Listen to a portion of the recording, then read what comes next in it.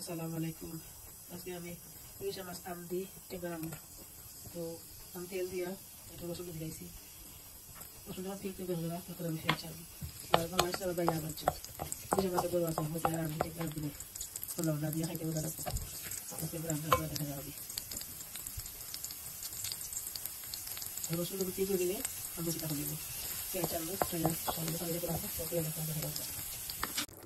এখন আমরা পেঁয়াজ আর রসুন যখন লাগিয়েছি তার সাথে বলে দিচ্ছি তারপরে রোল দিয়ে দুইটা বিরিমটা আমি খসাই টেঙ্গা রান্না আমি কুচি দিতাম না।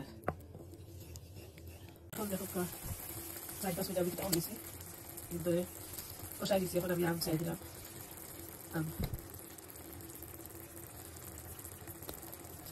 চাই আমি দিলাম বাকি লেবু সবটাই দিব আর আমি বাইরে সমস্ত এখন চাই দেবো। এখন দেখো খাবার টেঙ্গা রান্না হয়ে গেছে যে টেঙ্গা হল যে খাট্টা হল দেখো কত সুন্দর হয়েছে মাশাআল্লাহ। তা আমি আর হঠাৎ দেখাইলাম না হজুদের বাঙ্গি যায় মাছ। তো বাংলাদেশ তো ভাই আমার আর বাচ্চিলা তো ভাই আমাদের খেতে রাত দিলে ওরা ভালো লাগে প্লিজ লাইক করে শেয়ার করবা। আর আমি খাইয়ে গেছে মাশাআল্লাহ মজা হয়েছে ইলিশ মাছ দিয়ে কাঁচা আমার টেঙ্গা।